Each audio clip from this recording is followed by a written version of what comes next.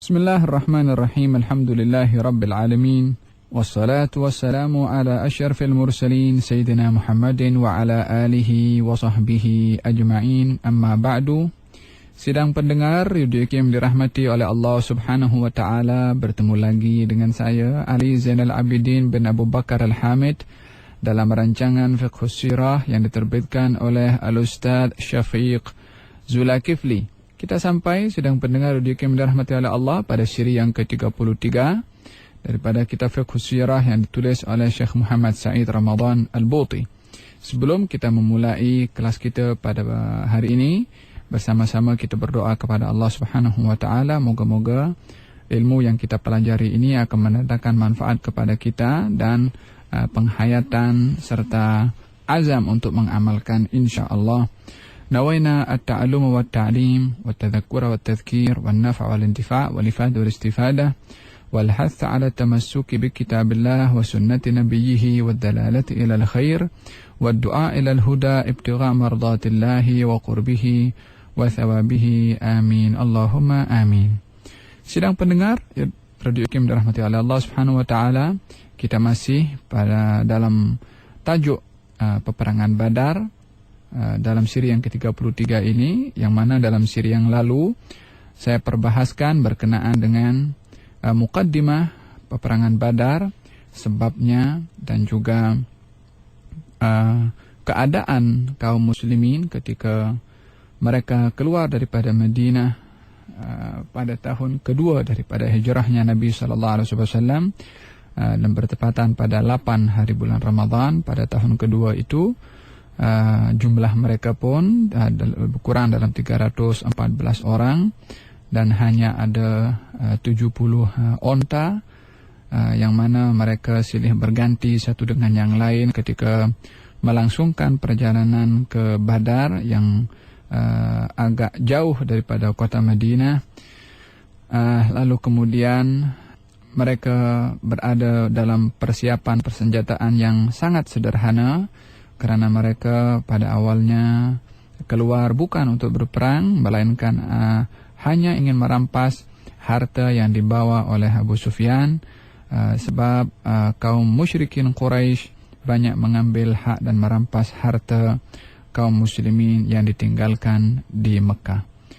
Hari ini insyaAllah kita akan sambung kembali kisah peperangan Badar yang dikatakan adalah peperangan terbesar, dan mereka yang hadir dalam peperangan Badar itu adalah mereka para sahabat yang terbaik kedudukannya, disebabkan oleh kerana bersama-sama menghadiri satu peristiwa dan kejadian yang amat besar di sisi Allah Subhanahu wa taala, sehingga malaikat Jibril pernah bertanya kepada baginda Rasulullah sallallahu alaihi wa ala alihi wasallam, "Ya Rasulullah, bagaimanakah penilaian kamu terhadap sahabat-sahabat kamu yang hadir dalam perang Badar?"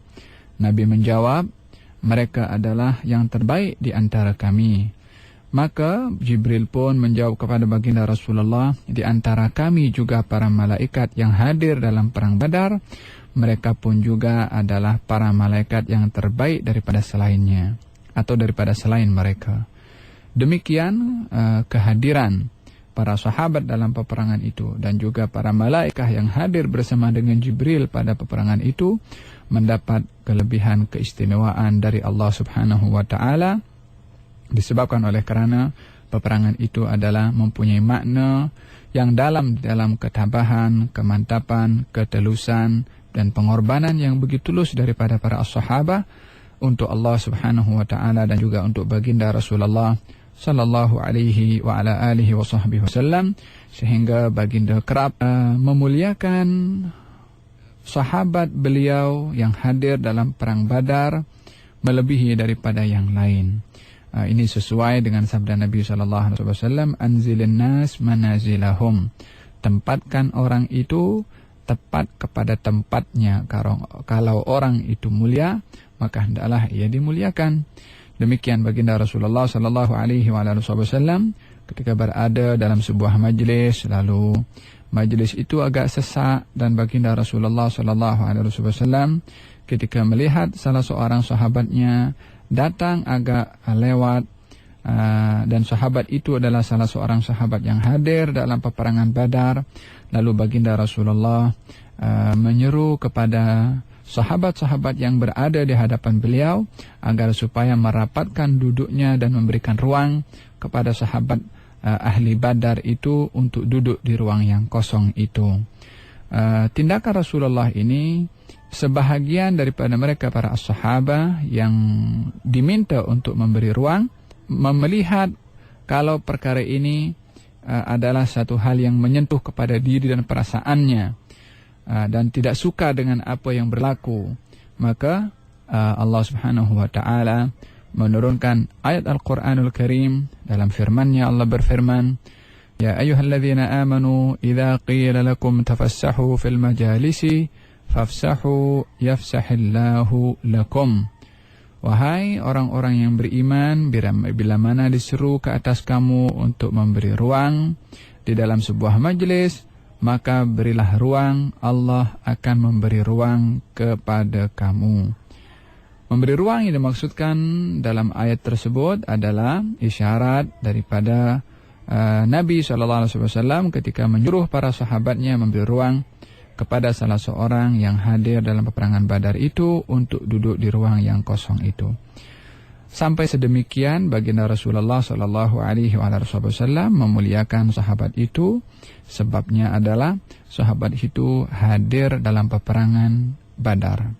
Apa yang kita ambil kesimpulan daripada yang dijelaskan sebenarnya tadi sidang pendengar adalah mereka yang hadir dalam perang Badar itu adalah sahabat-sahabat Nabi yang mempunyai kedudukan tinggi di sisi Allah Subhanahu wa taala, sampai baginda Rasulullah pernah bersabda, "Wahai sekalian orang-orang yang hadir dalam perang Badar, berbuatlah kamu apa saja, sesungguhnya Allah Subhanahu wa taala telah mengampunkan dosa-dosa kamu."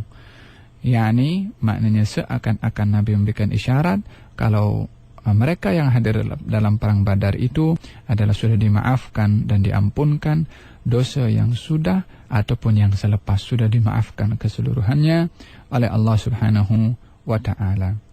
Syekh Muhammad Said Ramadan Al-Buti menukil sebuah hadis yang juga hadis ini menceritakan tentang keadaan peperangan Badar sebelum berlaku.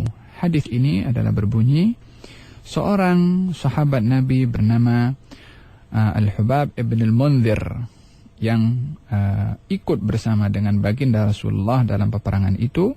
Ketika baginda Rasulullah singgah di sebuah kawasan, lalu baginda Rasulullah berehat di situ, Al-Hubab ibn al-Munzir ini bertanya kepada Rasulullah, "Ya Rasulullah, ara'aita hadzal manzil amanzilan anzalakahu Allahu laysa lana an nataqaddama wala an nata'akhkhar anhu am huwa ar-ra'yu wal harbu wal makida?"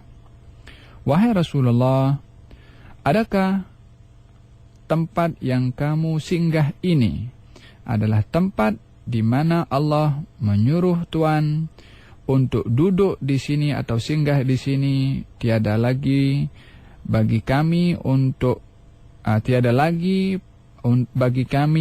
berpindah ke tempat lain ataupun berundur ke tempat yang lain, yakni maju daripada tempat ini ataupun membelakangi daripada tempat ini.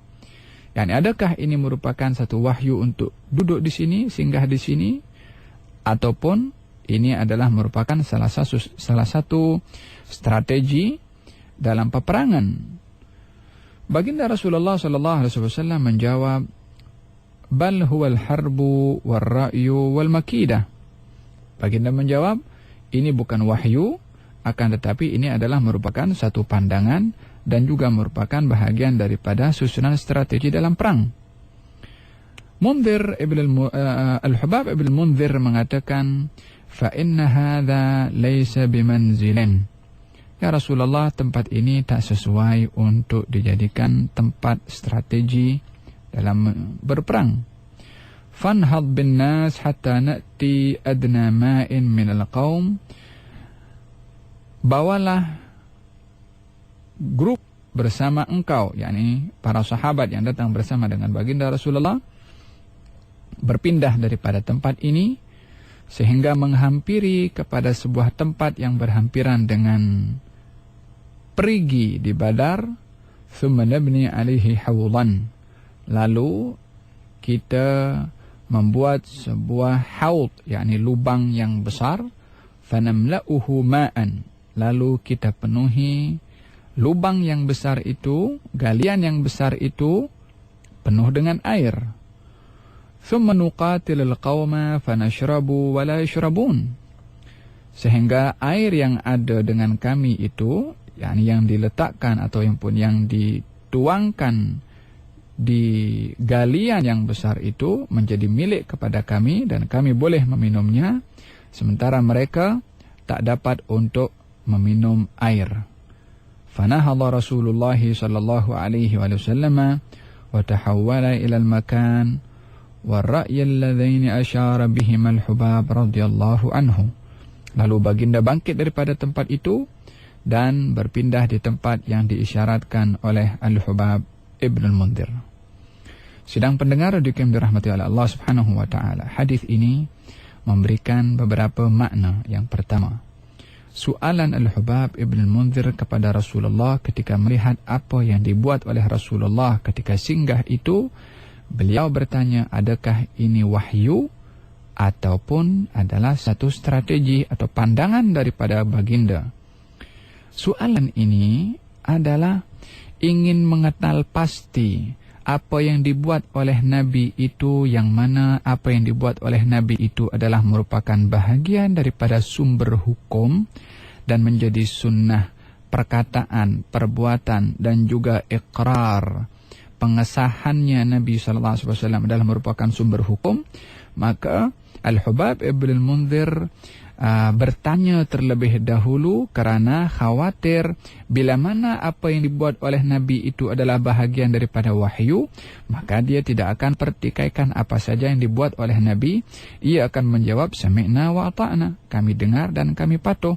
Dan itu yang memang menjadi pegangan kepada kaum muslimin. Wa ma atakumur rasulu fakhudhuh. Apa yang datang daripada Rasul, ambil. Maknanya tunaikan, tak boleh untuk dipertikaikan. Itu dalam konteks yang datang daripada Nabi SAW yang berupa wahyu. Maka dalam hal ini Al-Hubab Ibn al-Mundhir ingin memastikan, adakah strategi yang Nabi ambil untuk singgah di sebuah kawasan itu adalah merupakan wahyu dari Allah yang tak boleh sama sekali untuk dipertikaikan, ataukah itu sebuah pandangan, satu pendapat, satu idea atau satu strategi daripada pribadi Nabi Muhammad sallallahu alaihi wasallam. Soalan ini menunjukkan tentang kepatuhan mereka para as-sahabah kepada wahyu dan sopannya mereka para as-sahabah kepada baginda Rasulullah sallallahu alaihi wasallam. Apa yang menjadi ketentuan dan keputusannya, mereka akan menerima walaupun tidak sesuai dengan pandangan mereka sendiri. Ini sikap mereka para as-sahabah radhiyallahu anhum wa ardhahum yang menyerahkan segala perkaranya kepada baginda Rasulullah. Akan tetapi pada masa yang sama, baginda Rasulullah sallallahu alaihi wasallam seorang yang menjadi teladan dan mengajarkan kepada as-sahabah itu untuk kerap bermusyawarah di dalam mengambil perkara-perkara yang bila mana perkara itu diputuskan secara bermusyawarah, maka perkara itu akan lebih hampir kepada kebenaran berbandingkan kepada satu tindakan, keputusan yang diambil secara personal atau secara individual. Baginda Rasulullah sallallahu alaihi wasallam dalam konsep musyawarah itu pernah bersabda, ma khaba man istashar wa ma khaba man istakhar wa ma nadima man istashar. Tidak akan menyesal orang yang beristikharah dan tidak akan menyesal juga orang yang bermusyawarah. Ini menggalakkan kepada kaum muslimin di dalam mengambil satu tindakan-tindakan khususnya yang mendatangkan manfaat kepada orang ramai, maka hendaklah terlebih dahulu bermusyawarah, khususnya kepada mereka orang-orang yang ahli dan layak untuk diambil pandangannya. Baginda Rasulullah SAW ketika ditanya, beliau menjawab, akan tetapi ini strategi dan juga pandangan daripada aku dalam yang aku lihat sebagai bahagian daripada strategi perang. Ketika itu merupakan pandangan basyariyah Nabi Muhammad SAW, yang mana pandangan itu boleh dikongsikan dengan pandangan yang lain untuk dilihat mana yang lebih baik, maka sahabat bernama Al-Hubab ibn al-Mundhir itu mengatakan, ya Rasulullah, tempat ini tidak menepati strategi ataupun tempat yang sesuai untuk kita mengatur strategi perang. Kata Al-Hubab ibn al-Mundhir ketika mengatakan demikian memberikan hujjah. Dan ini adalah selayaknya bagi seseorang yang ingin mengemukakan satu pandangan yang berbeza dengan orang lain, hendaklah dia mengemukakan hujjah atau bukti yang boleh diterima kenapa dia menolak pandangan orang dan menyampaikan pandangan yang berbeza dengan pandangan orang lain. Al-Hubab mengatakan memberikan pandangannya kepada baginda Rasulullah untuk kita menghampiri sebuah kawasan yang kawasan itu ada airnya. Lalu Al-Hubab ibn al-Mundhir mengajak agar kepada mereka kaum muslimin agar supaya air yang ada itu adalah diambil, diletakkan di sebuah galian buatan kaum muslimin untuk disimpan air itu di dalam galian yang dibuat oleh kaum muslimin menyimpan air, sehingga simpanan air itu boleh menjadi bekal kepada kaum muslimin ketika berperang, sementara perigi yang ada yang diambil daripadanya itu air ditutup dengan batu-batu, sehingga kaum musyrikin yang bila mana berada di tempat itu tidak dapat untuk menikmati air yang ada, sehingga mereka kehausan. Bila mana mereka haus, mereka tak bertenaga. Bila mana tak bertenaga, mereka tak mampu untuk berperang. Dan dengan demikian kekuatan lebih memihak kepada kaum muslimin, sebab kaum muslimin bila mana haus, ada simpanan air yang disimpan di tempat yang telah digali oleh mereka sendiri. Hujah ini adalah hujah yang cukup baik dan diterima oleh Nabi SAW, maka Nabi pun bangkit bersama dengan para sahabat dan berpindah ke tempat yang dicadangkan oleh Al-Hubab ibn al-Mundhir. Sedang pendengar Radio Kim dirahmati oleh Allah Subhanahu wa taala, di dalam hal ini kita melihat bagaimana sifat tolak ansur Nabi Muhammad sallallahu alaihi wasallam ketika didapati pandangan dan pendapatnya itu diberikan satu pandangan yang lebih baik oleh sahabatnya. Nabi dengan begitu reda untuk menerima dan juga suka serta tidak marah ketika pandangannya itu di counter ataupun ditolak ataupun diberikan pandangan yang lain kepada baginda Rasulullah. Beliau tidak menolak ataupun beliau tidak marah, tidak mengatakan bagaimana kamu boleh menolak pandangan aku sementara aku adalah Rasulullah. Justru baginda menerima pandangan itu dan melakukannya. Ini menunjukkan bagaimana tolak ansurnya Nabi, walaupun beliau seorang Nabi, sebagai satu teladan kepada sesiapa sahaja yang mungkin mempunyai satu kedudukan tertentu dalam keluarga ataupun dalam masyarakat ataupun dalam jabatan ataupun dalam apa-apa saja yang ada kedudukan, bila mana pandangannya atau pendapatnya itu tidak diterima ataupun di-counter ataupun diberikan pandangan yang berbeza dengan pandangannya, untuk mempunyai sifat seperti baginda Rasulullah sallallahu alaihi wasallam selagi pandangan orang lain itu adalah lebih baik dan lebih mendatangkan manfaat. Sidang pendengar yang dirahmati oleh Allah Subhanahu wa taala, ini adalah merupakan konsep syura. yakni konsep untuk kita bermusyawarah khususnya dalam perkara-perkara yang melibatkan kepada orang lain dan mendatangkan manfaat kepada orang ramai. Sa'ad ibn Mu'adz juga mempunyai pandangan yang disampaikan oleh Nabi SAW. Apakah pandangan Sa'ad ibn Mu'adz? Sa'ad ibn Mu'adz berpandangan agar supaya membina untuk Nabi Arish. Arish dia umpama sejenis kemah yang mana baginda akan berada di bawah kemah itu sambil dalam keadaan memantau berlakunya peperangan. Ini kebiasaan bagi seorang panglima perang bila mana memimpin sebuah peperangan untuk memantau keadaan tentera ketika tentera itu sedang berperang. Maka dengan memantau keadaan, panglima perang itu boleh menyusun strategi apa yang sepatutnya untuk diberikan sebagai perubahan yang mungkin di tengah-tengah peperangan itu berlaku berdasarkan kepada hasil pemantauannya bila mana seorang panglima perang itu sedang memantau. Sa'ad ibn Mu'adz menyampaikan pandangan itu dan pandangan itu pun diterima oleh Nabi Muhammad sallallahu alaihi wa ala alihi wa sahbihi wasallam. Daripada sini kita dapat melihat bagaimana mereka para as-sahabah itu berani untuk mengemukakan pandangannya karena mereka itu mengetahui bahwasanya orang yang akan disampaikan kepadanya pandangan mereka para sahabat itu adalah orang yang dadanya itu lapang, yang boleh menerima pandangan daripada orang lain, yang tidak pernah menghina pandangan daripada orang lain.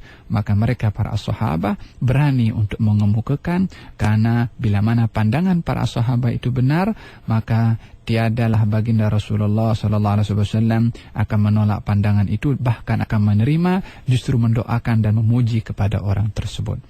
Maka pandangan Sa'ad bin Mu'adz pun diterima oleh Nabi sallallahu alaihi wasallam, dan baginda Rasulullah sallallahu alaihi wasallam berada di dalam Arish atau kemah yang dibina itu untuk berada di sana dan dijaga oleh beberapa orang sahabat Nabi Muhammad sallallahu alaihi wa ala alihi wa sahbihi wasallam. Baginda berada di dalam kemah itu sambil berdoa dan bermunajat kepada Allah Subhanahu wa taala, memohon kepada Allah Subhanahu wa taala agar supaya dapat menurunkan pertolongannya kepada kaum al-muslimin.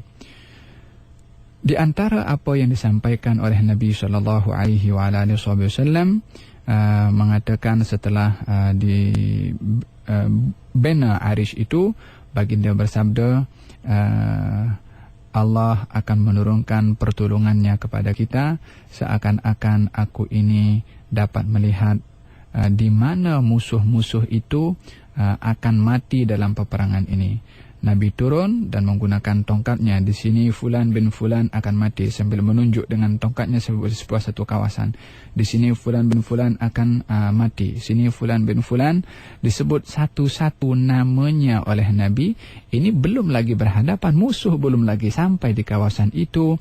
Nabi sudah memberitahu tapak di mana mereka kaum musyrikin akan mati dalam peperangan Badar tersebut, menunjukkan bagaimana keyakinan baginda Rasulullah akan janji pertolongan Allah Subhanahu wa taala. Saya perlu ambil peluang di sini sidang pendengar Radio Kim dirahmati oleh Allah Subhanahu wa taala, bahwasanya mereka pembesar-pembesar Quraisy yang mati dalam peperangan itu, mereka pada akhirnya bawa atau diangkat jasad mereka itu, dimasukkan ke dalam sebuah perigi di kawasan Badar situ, dengan tujuan agar supaya jasad-jasad mereka itu tidak menjadi santapan kepada binatang buas ataupun burung-burung pemakan bangkai. Baginda Rasulullah bersabda, angkatlah jasad-jasad ini, la tatrukuha lis-siba', jangan kamu biarkan jasad-jasad ini menjadi santapan kepada as-siba'. As-siba' ini hayawan buas ataupun juga termasuk at-tuyur, burung-burung pemakan bangkai. maka dibawa mereka para sahabat radhiyallahu anhum radhahum yang masih baru selesai daripada peperangan, masih mereka letih, luka sebahagian mereka pun masih ada. Mereka juga bersama juga dengan baginda Rasulullah sallallahu alaihi wasallam memindahkan jasad 70 orang musyrikin, diletakkan di sebuah perigi kosong Badar sana untuk diselamatkan daripada makanan atau dimakan oleh hayawan pemakan bangkai dan juga burung-burung pemakan bangkai. Sidang pendengar Radio Kim dirahmati oleh Allah Subhanahu wa taala. Sikap ini menunjukkan bagaimana perasaan menghormati kepada manusia. Kita kerap membicarakan tentang human right. Pencetus pertama di dalam memberikan hak manusia kepada manusia tanpa mengira agama, bangsa dan keturunan adalah baginda Rasulullah sallallahu alaihi wasallam. Beliau dengan tangannya sendiri yang mulia bersama dengan para sahabatnya masih menjadikan jasad-jasad mereka orang yang keluar daripada Mekah untuk memerangi kepada baginda Rasulullah, untuk membunuh kepada baginda Rasulullah, menyakiti kepada baginda Rasulullah, untuk membunuh kepada sahabat-sahabat Nabi sallallahu alaihi wasallam. Mereka yang datang keluar untuk membunuh kepada Nabi, ketika mereka yang terbunuh, jasadnya pun Nabi berpesan, angkatlah supaya tak dimakan oleh hayawan binatang buas ataupun burung-burung pemakan bangkai. Ajaran agama mana selain Islam yang mengajarkan kepada pengikutnya untuk menghormati, menyelamatkan jasad seseorang yang datang keluar daripada kampungnya ataupun daripada negerinya untuk membunuh kepada Nabi Muhammad sallallahu alaihi wasallam, untuk membunuh kepada orang itu. Nabi Muhammad sallallahu alaihi wasallam sendiri yang menyuruh kepada para sahabat, menunjukkan bagaimana melihat kepada manusia yang merupakan keturunan daripada Adam, yang ada di situ nisbah intisab atau nisbah nasab kepada Nabi Adam alaihissalam sebagai seorang insan yang merupakan juga makhluk yang lebih mulia berbanding kepada makhluk-makhluk selain daripada manusia. Maka dalam hal ini kehormatan manusia itu dilakukan juga oleh Nabi Muhammad sallallahu alaihi wa ala alihi wa sahbihi wasallam. Ini bila mana kita ingin melihat bagaimana ajaran yang dibawa oleh Nabi Muhammad sallallahu alaihi wa ala alihi wa sahbihi wasallam mengenai tentang manusia yang manusia yang merupakan keturunan daripada Nabi Adam alaihissalam, yang mana daripada persaudaraan kemanusiaannya, kullukum min Adam wa Adam min turab, kamu semua adalah daripada Adam dan Adam itu adalah diciptakan daripada tanah. Sedang pendengar Radio Kim dirahmati oleh Allah Subhanahu wa taala. Dalam kaitan itu juga kita melihat bagaimana Rasulullah sallallahu alaihi wa ala alihi wa sahbihi wasallam menyikapi kepada mereka orang-orang kafir yang memerangi kepada baginda Rasulullah sallallahu alaihi wasallam.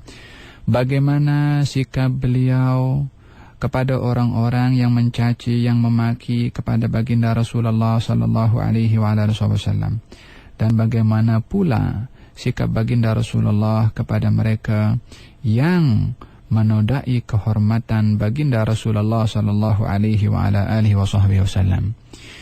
Baru-baru ini kita dihebohkan dengan satu kejadian yang menyentuh tentang kehormatan baginda Rasulullah sallallahu alaihi wa ala wasallam, yang memperlekehkan tentang kedudukan baginda Rasulullah sallallahu alaihi wa ala wasallam, yang menghina kemuliaan keagungan Nabi Muhammad sallallahu alaihi wa ala alihi wasallam. Perkara itu kalau kita kembali kepada sejarah silam yang berlaku kepada baginda Rasulullah sallallahu alaihi wa ala wasallam, akan didapati adalah satu peristiwa yang berulang. Hanya saja cara merespon, reaksinya berbeza, apa yang ditampilkan reaksi itu daripada Rasulullah dan juga apa yang ditampilkan oleh sebahagian kaum muslimin ketika merespon orang-orang yang bencikan kepada baginda Rasulullah, bencikan kepada Islam dengan membuat perkara-perkara yang mengusik perasaan kaum al-muslimin. Sidang pendengar Radio UKM dirahmati oleh Allah Subhanahu wa taala, saya ingin berkongsi bersama dengan sidang pendengar radio sekalian berkenaan sikap apa yang patut ada pada kita ketika melihat orang memaki, menjatuhkan marwah Nabi Muhammad sallallahu alaihi wasallam, seperti baru-baru ini dalam film yang ditayangkan di sebuah negara yang menyakiti ramai perasaan kaum muslimin. Akan tetapi masa cukup mengajar kepada kita semua. InsyaAllah bila mana ada panjang umur, sihat wal afiat, pada siri yang akan datang kita akan melihat atau akan saya sentuh tentang sikap umat Islam, yang manakah sikap yang macam mana perlu untuk diambil ketika mendapati orang lain menyakiti ataupun menodai marwah Nabi kita, Nabi tercinta kita, Nabi Muhammad sallallahu alaihi wasallam. InsyaAllah saya mengharap sidang pendengar Radio UKM dirahmati oleh Allah boleh ikut sama pada siri yang akan datang untuk mendengarkan sebagai perkongsian ilmu untuk saya sendiri dan untuk semua pendengar.